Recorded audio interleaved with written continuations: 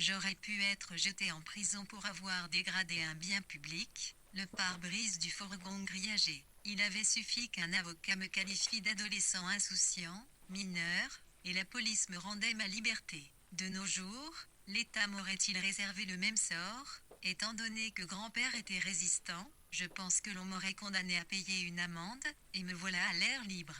Le piston marcherait-il à toutes les époques? Une justice expéditive sévirait-elle, encore? De retour au bistrot, j'en avais soufflé un mot à monsieur Amar, le libraire ambulant. Le voilà, il s'enflammait. Mon petit, tu ne lis pas les journaux, je lis le sport chaque jour. La presse nous inonde de condamnations lourdes, prononcées contre de vils petits délinquants pour des griefs non avérés. Des syndicalistes sont surveillés, des ministres en revanche blanchis. J'ouvrais les yeux. A.M. a marre de continuer sa diatribe contre la chose qui juge. Les enfants issus de parents étrangers, ou de classes populaires, sont envoyés en prison pour un larcin mineur ou pour un ticket de bus égaré. C'est la chose qui juge incarcère des parents car leurs chérubins s'absentent de l'école ou bien empêchent les portes de se fermer dans le train. Moi, je ne voyais nulle injustice dans tout ça.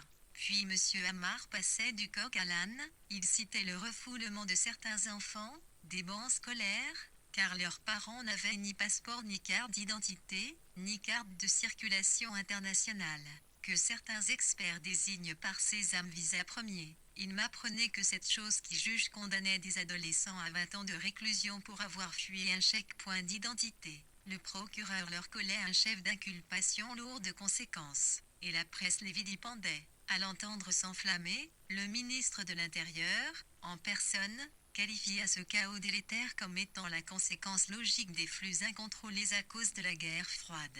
Le ministre menaçait de durcir les conditions d'octroi des visas. 20 ans plus tard, rien n'a changé. De nos jours encore, sur le boulevard des Passagères des Corps, des dizaines de femmes, de 15 à 50 ans ou bien plus, originaires de Saint-Pétersbourg, Varsovie, Cannes, Pékin, sillonnent les trottoirs sous l'œil complice des vigiles de la protection sécurisante. Elles marchandent le tarif de leurs prestations au marché noir, elles racolent les hommes de toutes les diversités. Le préfet de police sait, pertinemment, à quel genre de femme il a vraiment affaire.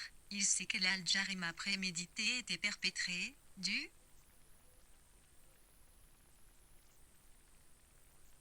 lever du jour jusqu'à minuit et bien au-delà, le long des trottoirs impairs, du boulevard des Passagers TCS des Corps. Aucun contrôleur n'intervient pour arrêter cette mascarade.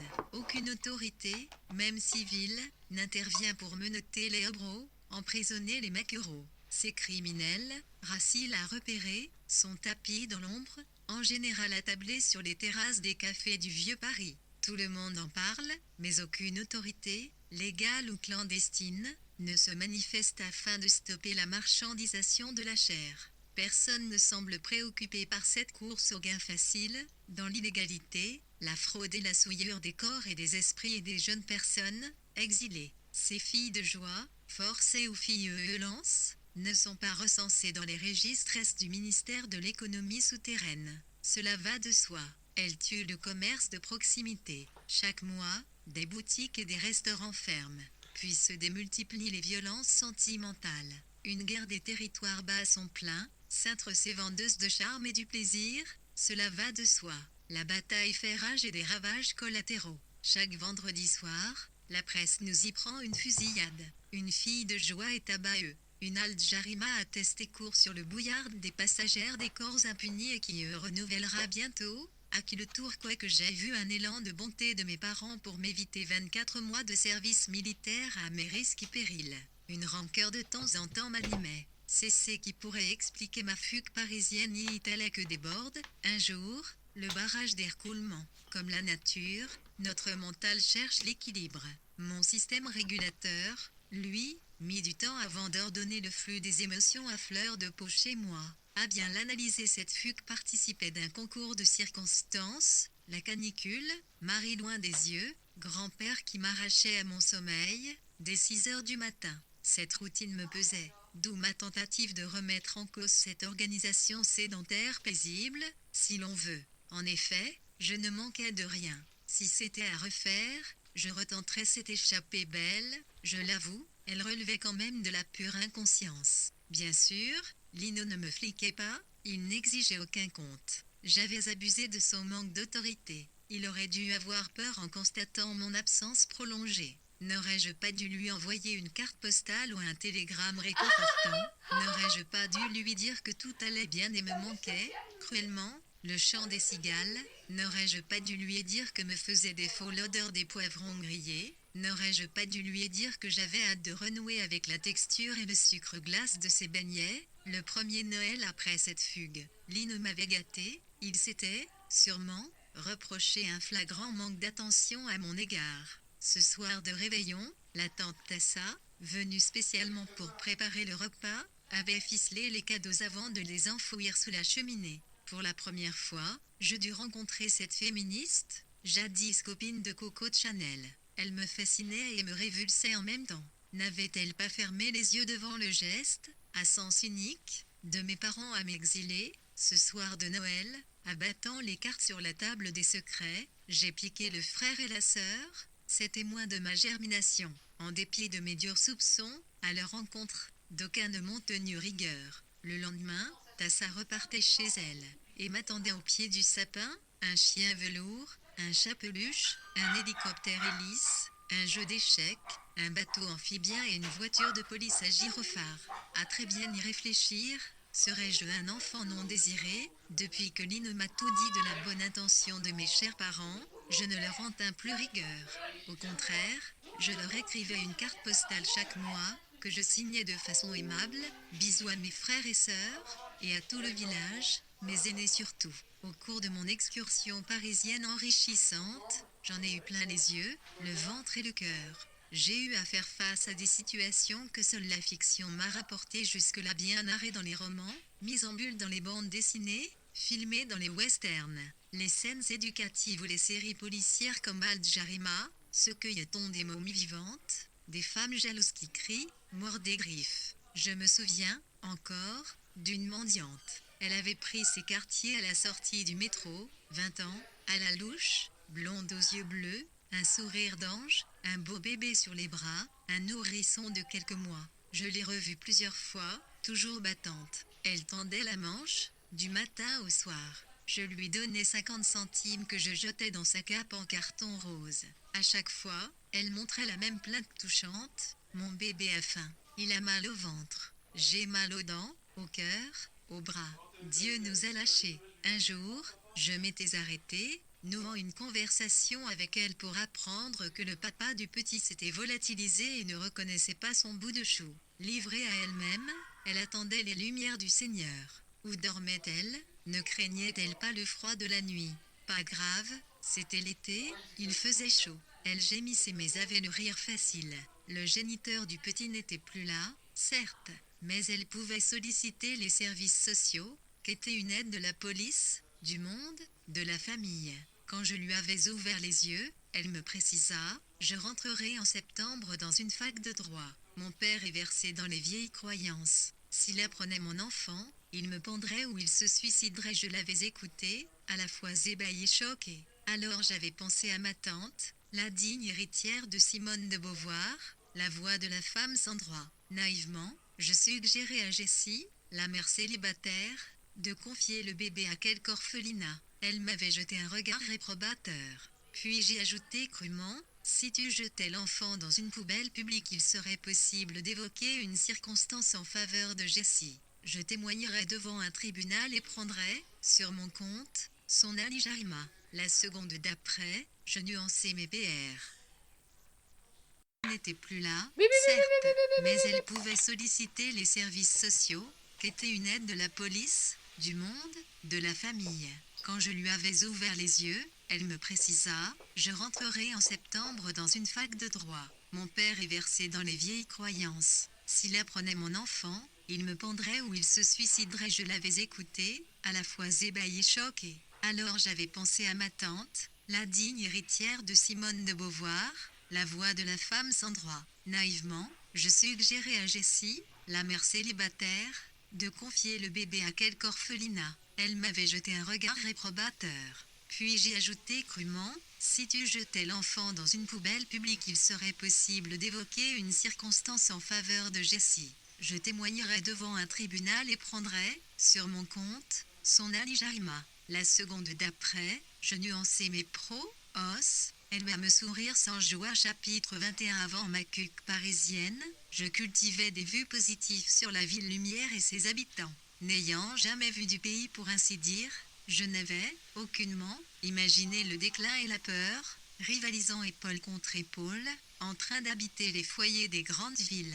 Comme je n'avais visité Paris que par le prisme des manuels scolaires, je fus choqué une fois dans ses entrailles, gluantes, aspirantes. Plus tard, une certaine presse sut tout expliquèrent. Les misérables de la ville lumière ne kiffaient pas la vie, tout court. Aventuriers, rebelles les aux têtes dures, ils fuyaient leur famille comme maître Jessie, honteuse d'avouer son bébé à ses parents. Alors pour survivre, elle tendait la main aux passants, plutôt que d'être blâmée par les siens. Les centres sociaux pouvaient-ils lui donner un coup de pouce? D'après mes investigations, elle n'avait aucune chance à cultiver. Il lui aurait enlevé son enfant et l'aurait mis en cellule spéciale pour lui dispenser des cours de mixité responsable.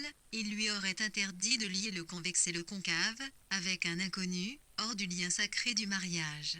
Pendant 3 mois, elle essuyait les pires insultes de la société politiquement correcte. Elle avait pour seul soutien la herse de la méditation kropotkinesque. Je reprends sa formule. Cet été-là, dans un Paris, une France et aussi une Europe emportée par une tourmente identitaire, la radio rapportait, chaque vendredi soir, des faits divers immondes.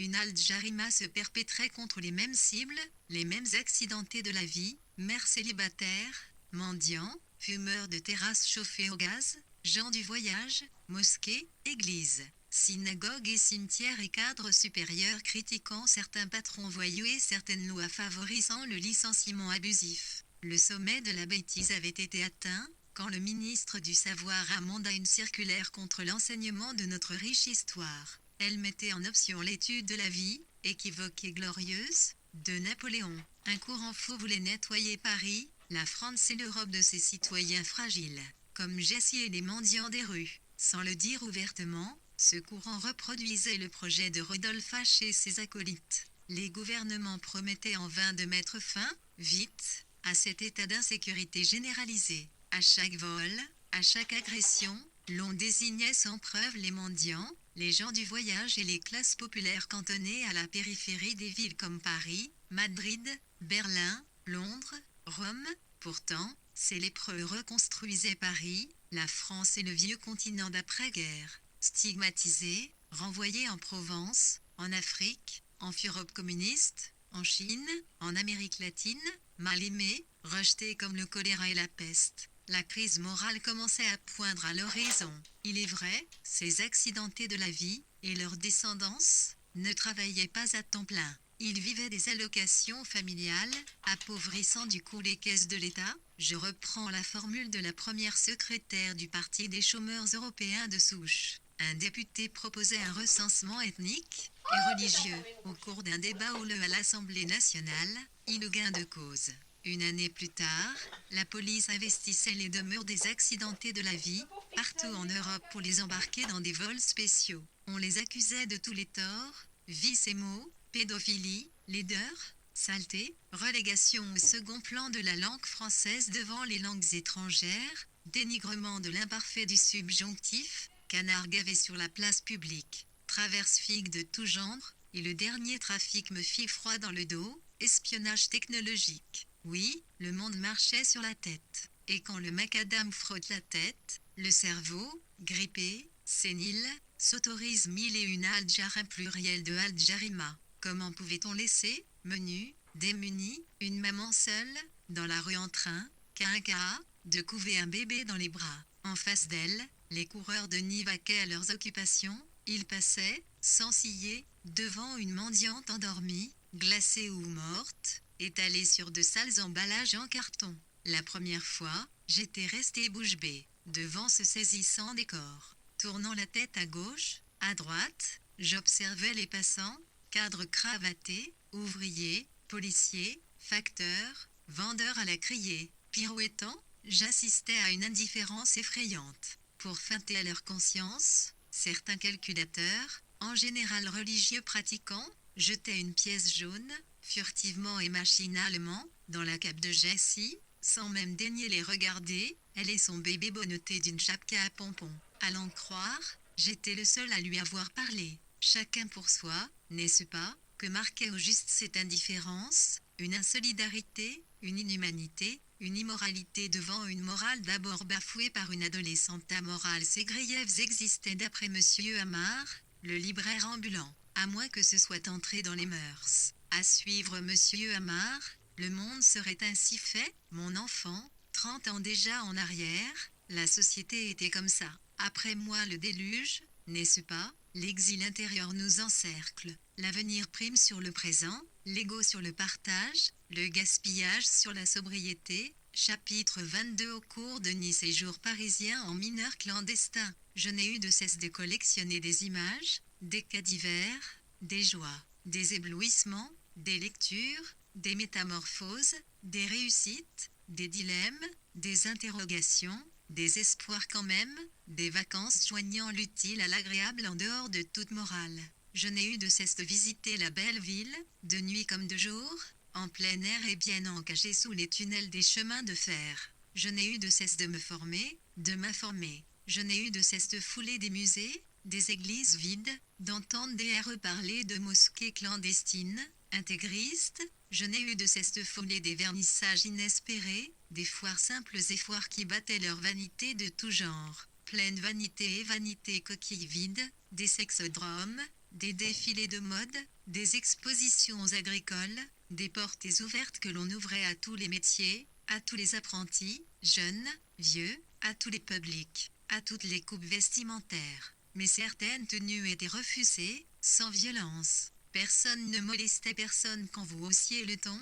Des amazonesses polies vous présentaient un papier à lire pour l'approuver. Ma tenue risque de m'attirer les foudres d'une partie du public. Je reconnais avoir été informé, par la vigilance pédagogique au cours de ces séjours lumineux. J'ai appris ce que veut dire gagner son pain à la sueur de son front, à la fois légalement mais sans un hixement, comme les artisans du Ardent. C'est toujours d'actualité, une panoplie, variée, de serres, Yves, sur les FA4A des immeubles, les placards des boulangeries, des boucheries, des laveries pneumatiques self-service, jusqu'aux d'évacuation des eaux diluviennes on dirait. Dans ce dernier cas, une pratique de chat de gouttière. Parmi leurs services à ces travailleurs en noir, citons le ménage, les soins à domicile, le repassage et le lavage en grimpant les vitres des immeubles de 20 ou 30 étages, les retouches couturières de mercerie, le ramonage, le traitement de texte, le peinturage, le carrelage, l'imprimerie, les massages de toutes sortes jusqu'à la réflexologie plantaire et le massage bien-être que je fais figurer, en connaissance de cause, dans la nomenclature des métiers cotés. Je narrais plus loin un épisode inoubliable dans lequel j'ai fait figure d'acteur en action, à l'affiche pour la première fois d'un film, propulsé en haut d'un épisode truculent. Je n'en finissais pas de recenser, au détail, ce que je devais à mes escapades parisiennes, entre 8 et 22 ans. Mes patrons me payaient bien et me permettaient de prendre mes jours fériés quand je le voulais, sans pour autant avoir abusé de mon côté. Finalement, je revenais chez eux comme saisonnier, chaque été. Lino, chagrin au départ, finit par m'encourager. Une consolation. Mes parents lui envoyaient, tantôt un demi-frère, tantôt une demi-sœur, pour l'aider au pénalty en mon absence. Ne l'oublions pas, je n'avais ni père despote, ni mère corse, juive ou kabyle, derrière les baquesses. Le seul capable d'entraver mon insouciance et réduire mon espace de liberté, Lino. Cette liberté aurait pu me guider sur les sentiers de la perdition. Que nenni. Jonas sut visser ma tête, la fixer solidement entre mes épaules. Du coup, j'avais évité avec succès le constant tourbillon des nuits festives où faisait bon ménage des ingrédients explosifs. 1. Chapitre 23 riche de plongées érudites, mes minutes parisiennes. Bien consignées dans mon journal de la Provence depuis Paris me sont, aujourd'hui, d'un grand secours. J'en use comme d'un baromètre pour mesurer l'empreinte artistique que la ville lumière, ses travers et sa propension à vous rajeunir, avait imprimé sur ma personnalité. Grâce à ce journal, je découvre que mon état, ennuyeux, en le comparant à celui en rajeunissement constant de Lino, à glaner des bribes d'intelligence au gré de mes allées et venues entre mon nid provençal et Paris. À présent, je vois deux couples en feuilletant ce carnet de mes minutes, mémorisé à chaud, noir sur blanc. Le premier était formé par Lino et moi, le second par mes patrons, leurs filles surtout et moi. Ce sont deux associations différentes dans la forme, assez proches sur le fond. J'explique. Le lecteur pourrait opérer la distinction pour qualifier Lino et moi de couple familial, la fille du cuistot et moi de couple jeune, amoureux. Le lecteur verrait en Vittoria et moi le parfait équilibre entre le monde civilisé et mondain, celui de Mademoiselle la barmaid, et mon univers paysan. Cet équilibre unifierait-il mon intelligence et la stupidité de Vittoria, chère lectrice? Cher lecteur, ne me prêtez, s'il vous plaît, aucun esprit hautain. Je vous en prie. Seulement, j'ai repris les qualificatifs des bistrotiers. J'avais même noté en rouge ces deux adjectifs PS, archéologiques à la marge droite de mon journal de la Provence depuis Paris. Il faut l'avouer. Jusque-là, j'avais rarement vécu hors du cadre de Lino. Je n'étais pas malheureux. Mes patrons, devenus au fil des éteignés à famille d'accueil par procuration, savaient tout de mon exil forcé. Leurs filles me consolaient, m'encourageaient à tourner cette page équivoque, celle de mon jeune exil. La maman de Vittoria insistait. Tu as toute la vie devant toi. Elle m'avait appris une jolie expression, un antidote contre l'affolement et le mauvais sang. Elle me disait, rien ne sert de courir ou de te faire des soucis inutiles. Mon enfant, ne jamais mettre la rate à courbouillon.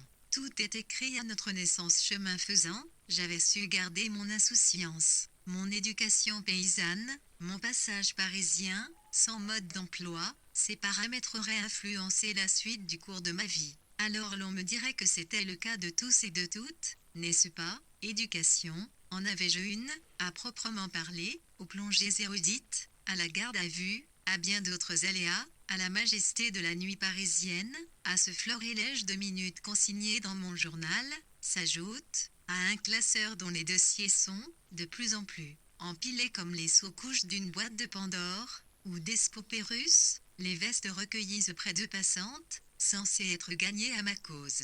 Je citerai, notamment, mon dialogue avec une brune aux cheveux blonds et lisses, Féruse, de mère haïtienne et de papa inconnu, à l'en croire. En sortant du cinéma, je m'engouffre dans le bar Le Baroudeur du quartier de Pigalle. Aux zinc du bistrot, deux frères jumeaux, venus de Suède, fêtent leur 40e bougie. Fred et Félix, le patron du baroudeur, servent 10 clients. Fred me sert un diabolo, appuyé par un joli sourire. Je commande encore un thé au lait relevé d'un bouchon de rhum. À ce moment, une cliente m'invite. D'habitude, je boude vite quand une fille me tend la main. Je soupçonne toujours le beau sexe de manipulateur. Cette nuit-là, j'ai serré la paume de l'hospitalité. Le serveur n'a pas attendu mon oui pour nous ordonner. Ousté ou un héritage pour le verre de l'insouciance, me voilà avec une donzelle sous le bras. Elle et moi seuls à l'étage, sous une lumière tamisée. À peine mon souffle repris, une serveuse, vêtue d'une jupe courte, assortie d'un décolleté rouge, sort des entrailles du diable pour nous servir du champagne point et refuser de boire.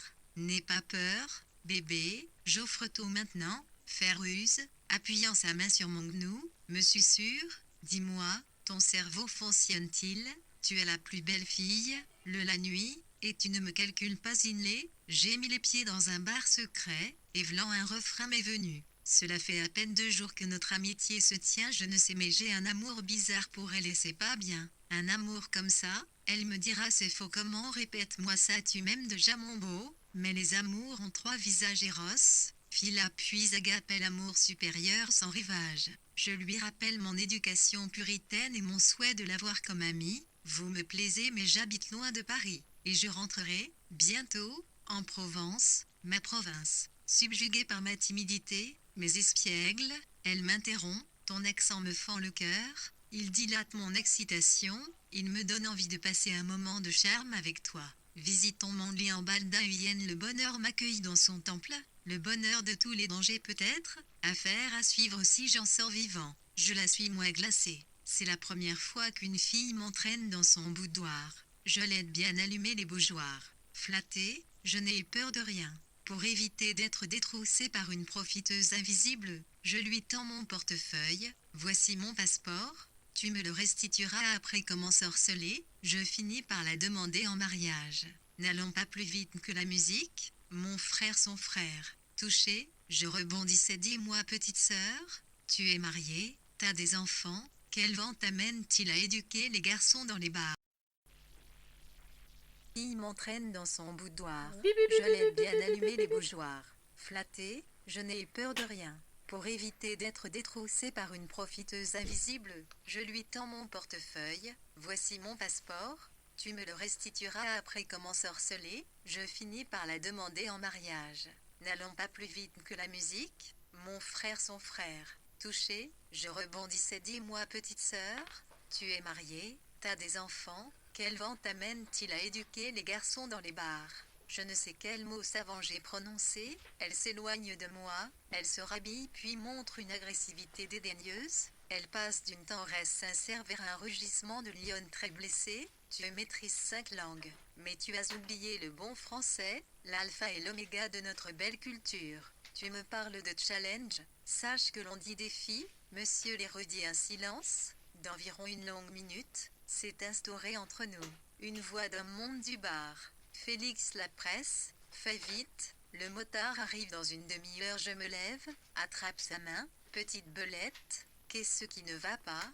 Qui est ce motard énervé? Elle lève sa main et tente de me gifler mais se ravise, avant de déverser sur moi un torrent de reproches. Elle doit avoir grandi dans une violence perpétuelle. Ma qualité première est de surprendre les gens dits intelligents et qui prennent leurs semblables pour des vauriens. Je n'ai saisi ni son revirement ni sa métamorphose. Déchaînée, elle continue de déclamer sa réplique. Gueule d'ange, je ne suis pas une petite souris. Je ne m'appelle pas Fer-Rouge, moi, c'est Ferruse. Une voix l'encourage pour persister dans ma démolition.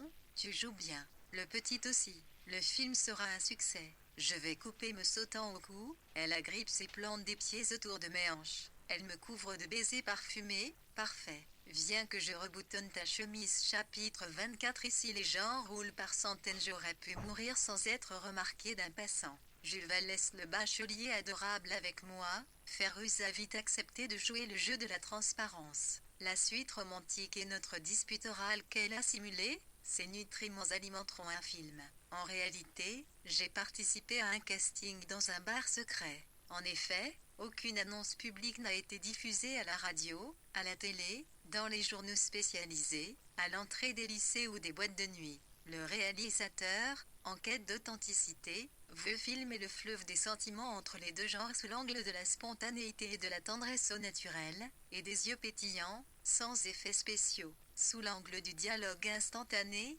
il veut capter l'émotion ressentie dans sa complexité profonde, loin de l'émotion dictée par un scénario sur mesure. Du premier étage du baroudeur, le réalisateur filme ses figurants et ses acteurs. Il scrute les clients accoudés aux zinc. Ferrus a été engagée de la sorte comme moi quand elle m'a tout expliqué. J'en ai ri. Ma partenaire m'a rassuré. Tu seras rémunéré même si elles ne feront pas avancer mon avenir d'acteur studio. J'ai hésité pour poser des questions inutiles. Quel est le nom de ces courts-métrages? Des ligures célèbres y jouent-elles? Ce casting me reverserait-il dans un filin? Un épisode de télé-réalité localisé à Chambéry? La maison de ce film n'a pas arrêté le titre, mais 3 sont en compétition. Assez banal, le premier est « Les hommes ont besoin de douceur ». Je dirais oui mais pas plus que les femmes à l'instar de Marie qui n'attendait pas à quelle sauce elle allait être mangée par le gars Rowan. Confidence, elle avait couru derrière mes basques et cela me flatte encore. Le second titre est bide dans l'arme. Le troisième est le moteur de la vie. De quel moteur peut-il bien s'agir? À ce stade de mes réflexions, Ferruse me cligne de l'œil puis elle le réalisateur, Carlos, pour nous laisser en tête à tête lui et moi. Il s'amène avec un cahier à spirale. Le synopsis des scènes à tourner le lendemain y est consigné. Tirant une feuille de sa poche, il me la délie, lit, ces 4 paragraphes posent la question, sans y répondre, sur le type de ressort qui motive une relation à deux. Improvise des éléments de réponse si tu t'en sens capable. Lors de ma lecture en diagonale, j'ai appris que les femmes ont besoin de plus de romantisme que les mâles. Curieusement, elles le réclament de plus en plus à leur époux, au fur et à mesure que le couple vieillit.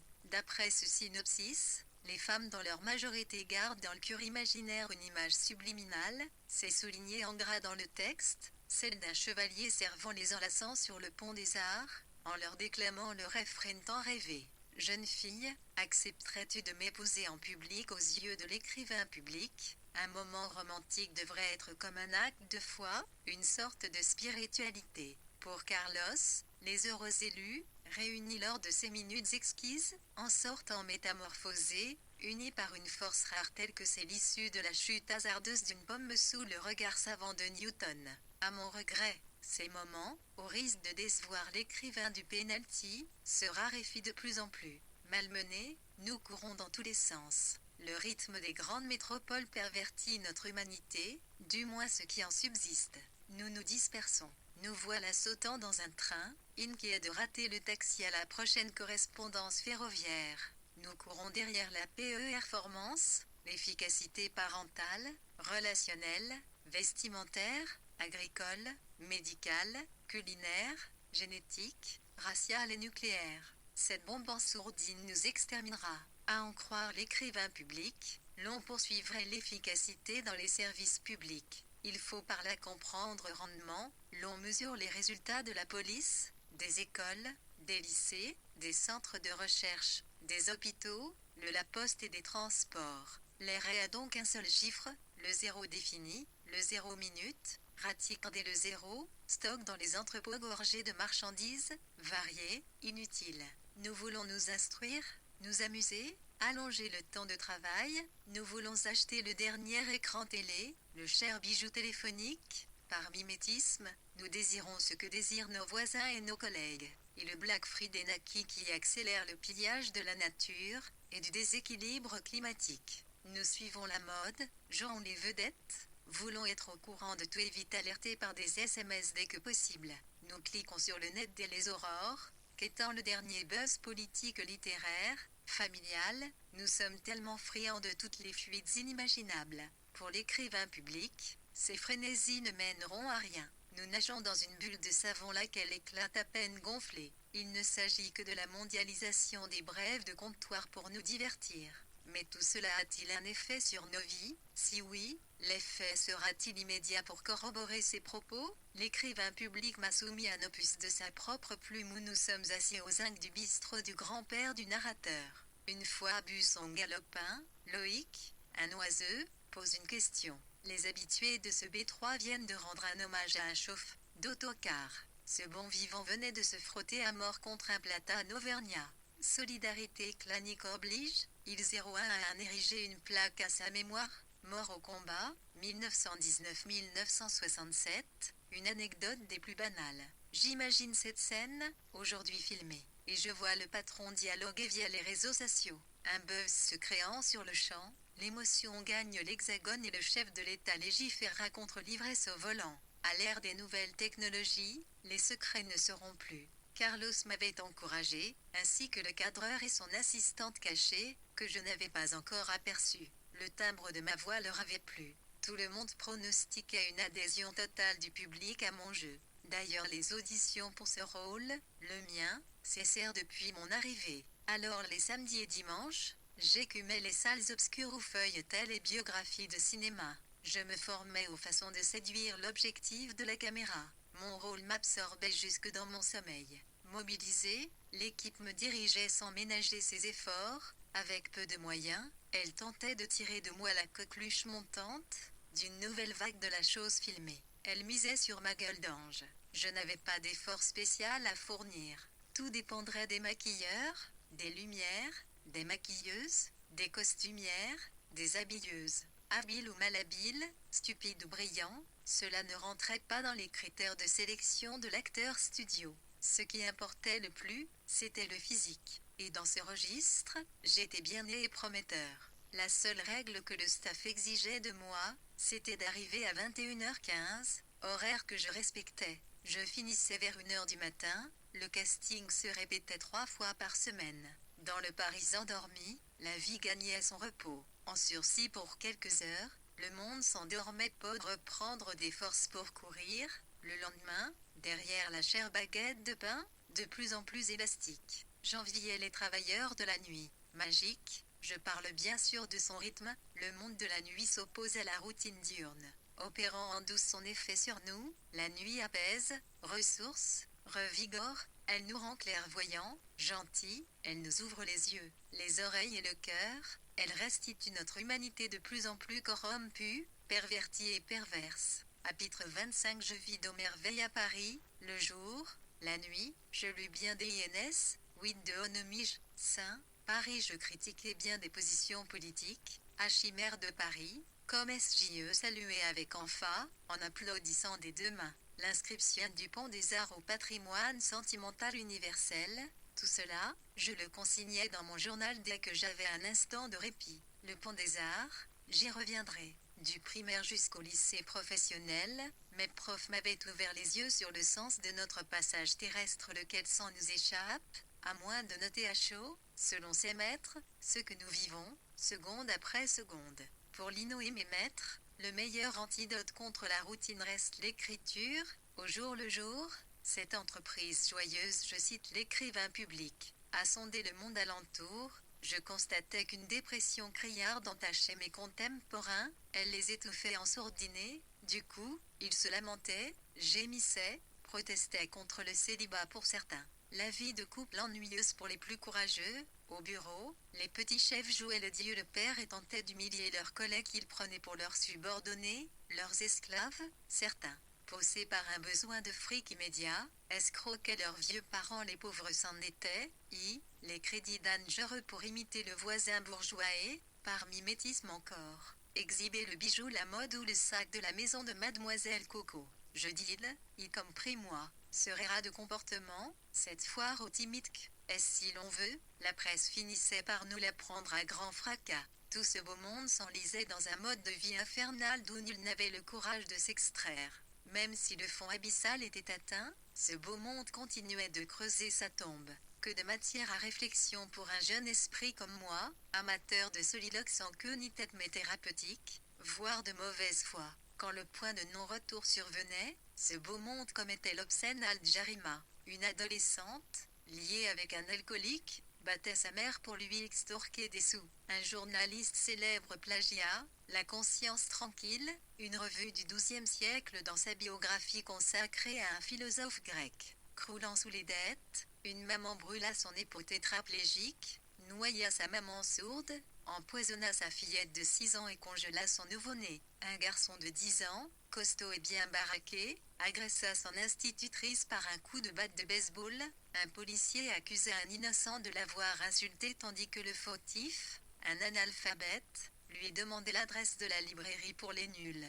Journaliste avant l'heure, je notais dans mon journal ces effrayantes curiosités répétées par la presse dans le but de nous mettre en garde, inciter les élus à durcir le ton contre les délinquants. Par ce tapage, à grande manchette, les médias tentaient en vain d'encourager les élus à donner un coup de pied gagnant dans la fourmilière des économies souterraines. Les médias déploraient l'inertie des élus à lutter contre les inégalités. Pour une société généreuse, l'écrivain public proposait une solution bien douce. Cher Slim, ce marasme sera jugulé si l'on donne le goût de l'écriture aux enfants dès la maternelle. Chapitre 26. Cher monsieur l'écrivain public, cher Luc, j'ai partagé votre COI dans les vertus de l'écriture.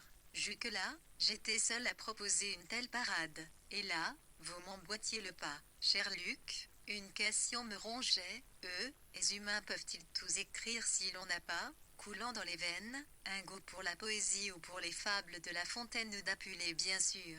Charles Nodier prêchait le contraire dans Smara et Trilby, qu'on ne me parle plus aujourd'hui d'Apulée et de ses visions, qu'on ne me parle plus ni des latins ni des grecs, ni des éblouissants caprices de leur génie Nodier. Ce fou comparait sa Lysidie à une poésie plus belle que la poésie, ce classique que ses contemporains disaient être faux d'Humain, son maître, excepté. Entre le baroudeur et ma chambre de bonne, j'avais placardé sur les murs du quartier de l'Odéon, en compagnie de Victor, un beau paysager algérois de la terre de Nina, la serveuse mauresque, du restaurant Couscous de Saadia. Ce panorama, cette route sinueuse, fendait la montagne en deux. Cette montagne aurait abrité des rebelles qui portaient, paraît-il, une Al-Jarima sur leur conscience. ces fous égorgeaient, mutilaient et tuaient des frères miens, comme les militaires qui les combattaient. Le peuple, un frère ami, recevait les coups. Dans ce chaos, les victimes et assassinés, les gouverneurs, les agresseurs, tous et toutes étaient des frères, des sœurs, agressant des frères, des sœurs. Tout ce beau monde, désolidarisé, était composé de frères amis. Et toutes les parties le constataient avec le recul. À présent, moi aussi je le reconnais. L'atroce tragédie avait persisté. Pour preuve, des kamikazes avaient sillonné le monde oriental, occidental. Le 11 septembre avait failli aboutir à une nouvelle guerre de religion. Aussi bien les uns que les autres, victimes ou criminels, constituaient à la base des frères, n'est-ce pas? Pourquoi ces guerres et ces villes bombes, chers frères? Ou je me trompe? Sale frère, sale sœur, sale mère, sale père. Entre le baroudeur et ma chambre de bonne, mes soupçons n'avaient pas changé sur le drame de la terre de Nina. Victor ne mâchait pas ses mots. À moi de feindre de n'avoir rien entendu. Des démocraties bienveillantes auraient-elles soutenu, dans des pays estampillés sous-développés, bien des génocides? Tu n'es pas au courant? Beau gosse, il m'appelait beau gosse. Pour Victor, ces génocides, cet Al-Jarima pratiqué en catimini, cachait un but, exproprier les populations locales de leurs terres bradées aux patrons de l'agriculture de masse. Entre le baroudeur et ma chambre, j'avais évoqué sans gêne les marches pour la sauvegarde des services publics. J'avais évoqué la justice rare et proposé la refonte du système éducatif et soutenu les assemblées générales combatives et déploré les inégalités entre les citadins et les ruraux. Comme j'avais regretté la mauvaise redistribution des richesses, les hôpitaux manquant de personnel ou hermés. Comme j'avais eu peur en lisant les statistiques de la sécurité routière, cette année-là, j'avais voulu changer le monde. Saint François d'Assise m'aurait plutôt conseillé de changer de monde, quitter la Terre pour explorer une exoplanète. Entre le baroudeur et ma chambre, il m'était arrivé de me projeter vers l'avenir proche. Après m'être replongé dans un lointain passé, comme j'avais eu à être agréablement surpris par Victor, ce mendiant campé en face du kiosque à breloques. Après une séance d'acteurs studio, je l'avais croisé. Tu as fait la fête, beau gosse? Je lui filai une cigarette. Parlons histoire des civilisations. Son cours avait duré une demi-heure, un discours cohérent, une langue maîtrisée. Combien de mendiants, cultivés comme Victor, écumaient les rues de Paris? En ce 25 novembre 2022, la situation n'a pas évolué. Chapitre 27. J'avais passé des moments inouïs avec Marie, Justine et César. Nous comparions l'ambiance, en général militaire, dans nos classes. Marie me relatait ses séances du cours de stylisme. La leçon avançait, synchronisée par les gestes de sa prof, tantôt vives et brusques, tantôt mous.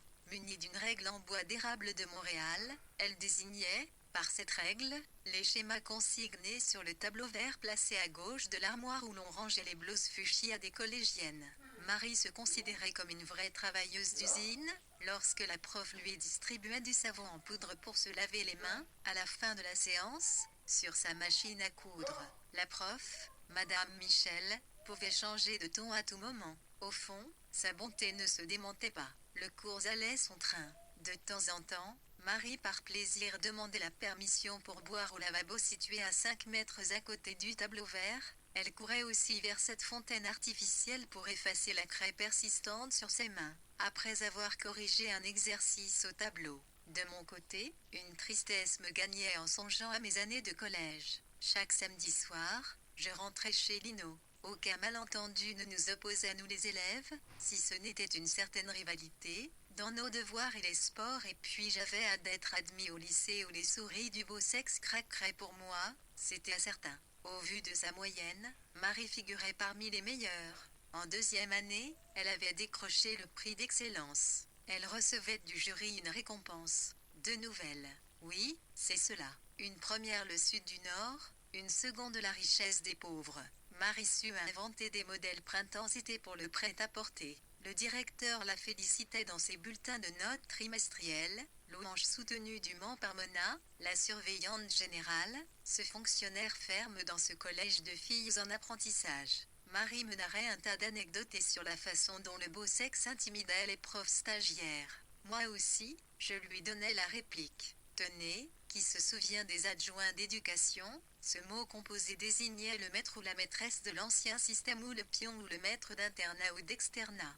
Pour ce poste, les filles, recrutées, largement en priorité devant les garçons, rétablissaient la parité. Voilà, j'arrive à parler du domaine des filles comme diraient les copains. Jim le timide n'oublierait pas Taréola la collégienne aux cheveux roux. À chacun de leurs croisements, Jim l'admirait. Bien sûr, elle l'ignorait. Jimou, l'ami intime de Julien comparé au grand môle d'Alain Fournier. De nos jours, le timide dépensera tout l'or du monde pour croiser sa fée de jadis. Julien aussi. Les deux copains l'avaient admiré, mais ils ne lui avaient jamais retralé. Amour platonique, dirions-nous, un gifili du sosie du grand môle ne confiait au sous le Beaujotte où le timide parla à sa fée. Inscrite en seconde à Nuc, qu'à collège, elle venait de sortir, qu'à sa classe. Morgane, Taréola, se promenait dans la cour. L'abordée, no le rêve supin l'île du séducteur improvisé, J1111 elle espérait lui dire un mot dans un face-à-face hollywoodien.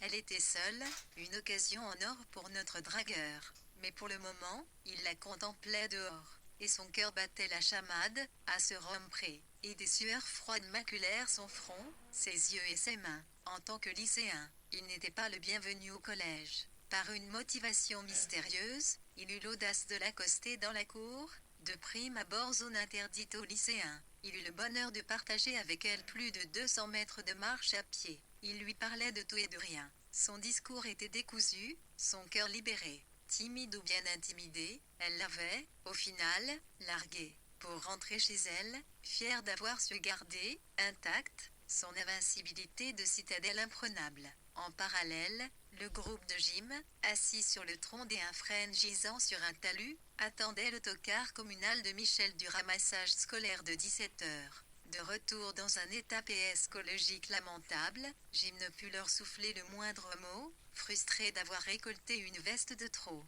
Revisitons son échappée, à sens unique, avec Morgane ou Taréola. Le matheux de la bande supervisa l'exécution du plan de séduction par le timide, courant derrière Taréola, gentille au début et fuyante vers la fin. Selon Dino, cet espion visible des ballades ubuesques, notre héros l'aurait abordé nerveusement. De quoi te plains-tu? Elle marchait. Il gesticulait et bavait et la collait de plus près. À quelques encablures derrière l'éphémère couple atypique, Dino, le matheux, encourageait son poulain. Tendre garçon, tu as tenté de dénouer les chaînes de la timidité. Tu as échoué mais tu séduiras une prochaine fois. La bande tentait de le consoler. Chapitre 28. Entre le Bamudeur et ma chambre de bonne, les échos d'une guerre imminente se faisaient entendre. Fin mars, j'avais oublié que le lendemain allait être le grand poisson d'avril, en ce dernier jour du 3e mois de l'année. C'était ma première année parisienne, à temps plein. Admis au lycée de la plomberie, cela faisait 9 mois que je respirais, loin du bistrot de grand-père. En cette veille de tous les canulars, j'avais montré un optimisme bien exagéré. Comme par magie, je voyais la paix partout au cœur des villes comme au fin fond des brousses et des masures abandonnées de Giono. Selon Victor, les puissances atomiques décidèrent, forcées le dos au mur, de détruire leurs centrales nucléaires dans 20 ans. Ainsi la menace d'une guerre nucléaire mondiale, entre le bloc de l'Est et le bloc de l'Ouest, partait-elle en fumée. C'était inespéré. Adieu Al-Jarima. De retour et visible sur les visages, ce sourire m'avait contaminé. Du coup, je vis encore plus, un monde sans frontières ni racisme ni quelque impérialisme que ce soit. Dans mon élan naïf, je vis le meilleur du genre humain peupler mes douces illusions,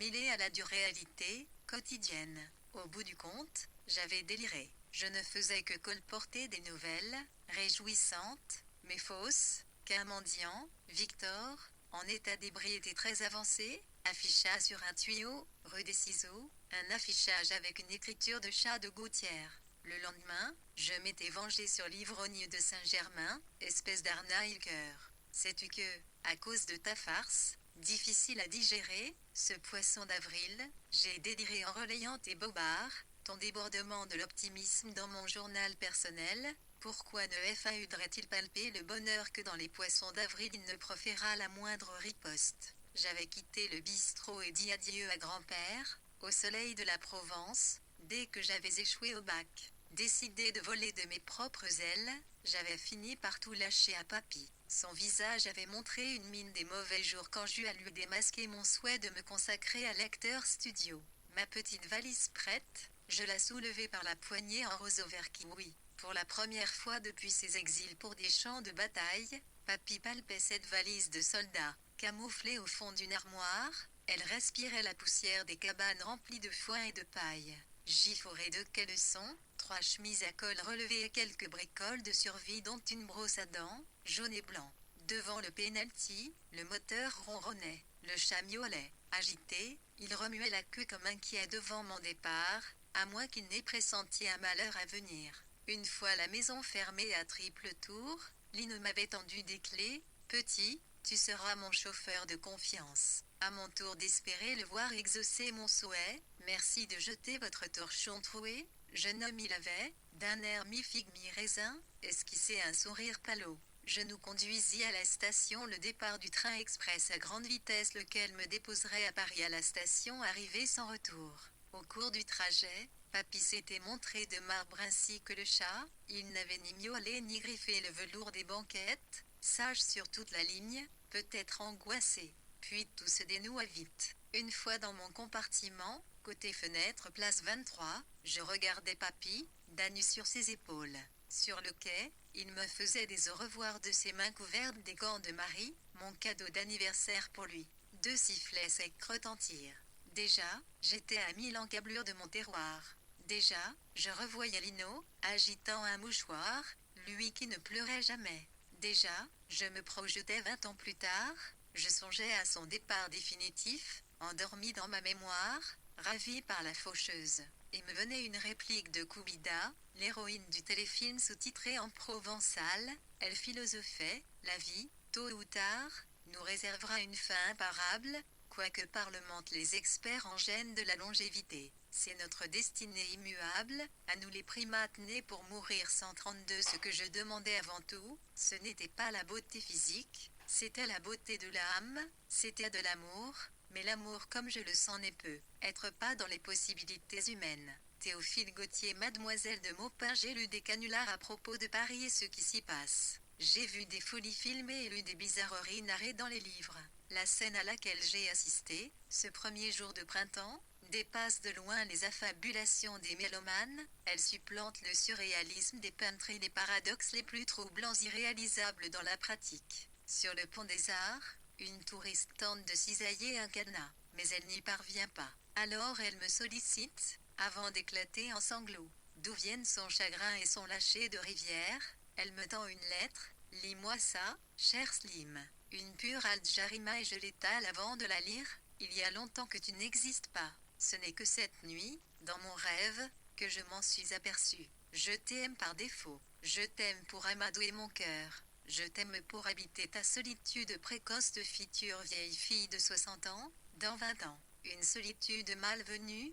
Non, je t'aime par des plaisirs de faire la cour à d'autres petites souris, aucune ne remplit mes envies. Maintenant que l'heure de vérité a sonné, je te tiendrai au courant de mes réels sentiments. Le temps nous a tendus, à toi, à moi, un piège invisible, il nous a forcés à jouer le cirque, à nous promener, la main dans la main, pour ressembler à nos voisins et rentrer dans un moule.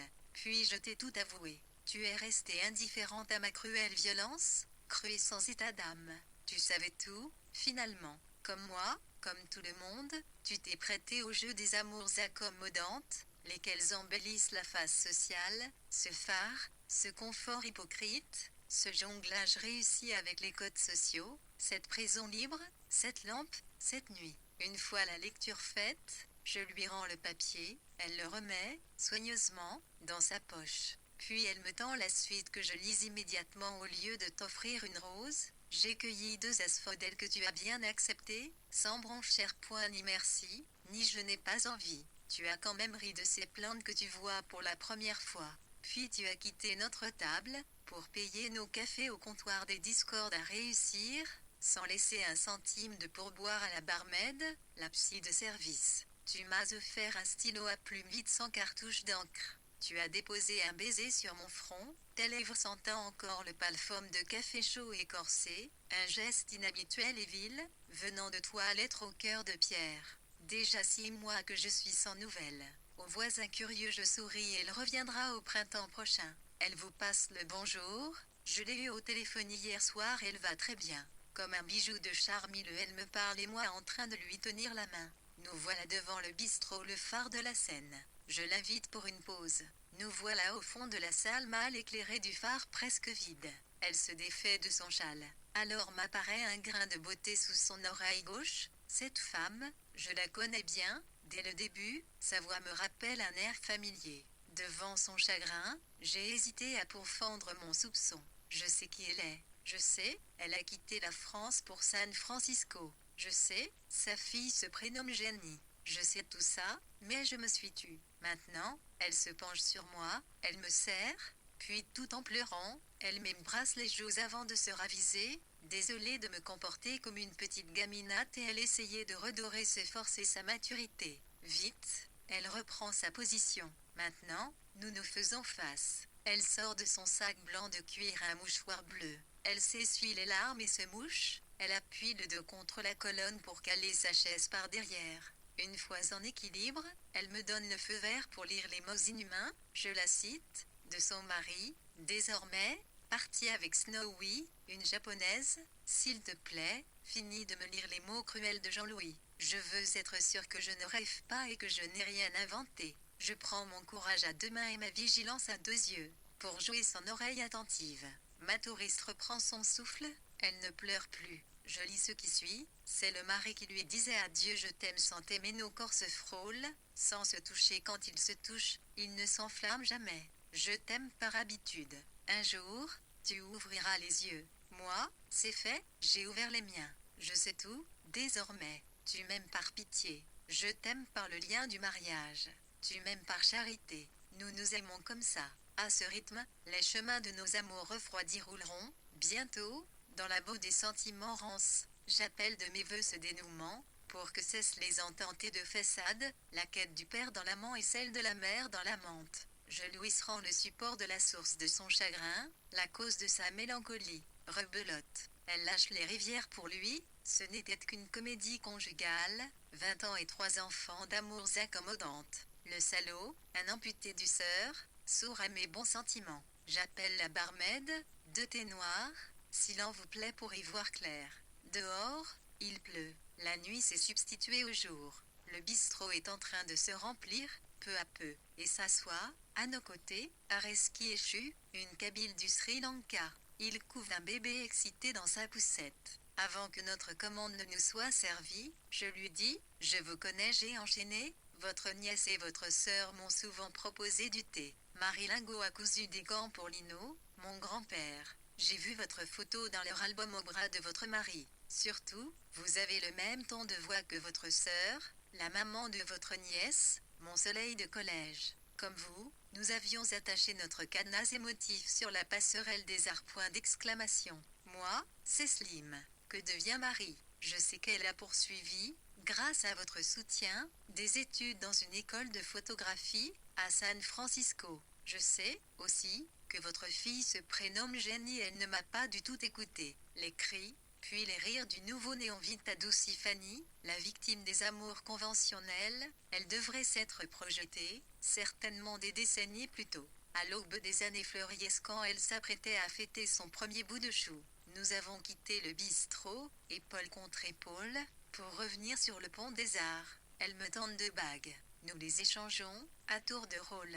Le lendemain, nous avons réservé un train pour visiter Monaco, la Princière, l'imprenable. Cela tombe bien. En effet, Paris ne me convient plus. Cette déprime viendrait, aussi, de la crise, jumelée à mon chômage, de 9 mois. Et je peine à renouer avec une nouvelle opportunité. En réalité, un choix existe, une multitude de choix. Mais je suis arrivé au bout de mes déboires, au bout du rouleau si l'on veut. Cet échange de bagues sur le pont des Arts, une sorte de déclic, m'a ouvert les yeux. Il me dit de quitter Paris, fouler le sol natal, bel hasard, une sorte de retour aux sources, apprécier comme autrefois le chant des cigales. C'est décidé. Fanny et moi rejoindrons Papy pour tenir le penalty, d'une main à la fois américaine et provençale. Le mal peut faire du bien, paraît-il. Lino sera heureux de m'accueillir dans son temple de la cuisine du terroir. Puis le temps est venu pour ordonner mes notes, prises au jour le jour, au cours de mes années parisiennes. Maintenant que Fanny et moi avons échangé ces bagues, je cisaillerai notre cadenas à Marie et à moi. Faudrait-il le rappeler, ce cadenas était accroché, par nos soins, en présence de Madame Lisa, la prof des sciences sportives, depuis la 5 pieds 1C sur le pont des Arts, ce lieu rêvé des collégiennes et des collégiens, oui, tout et toutes. Un jour ou l'autre, finissent par se chanter, enlacés sur ce pont, la romance des gens heureux. Non sans se promettre d'y revenir, quelques années plus tard, pour échanger, le cœur battant la chamade des émotions fortes. Les bagues des noces publiques, ce couronnement sublime, en disant bonjour Paris ou bonsoir Paris.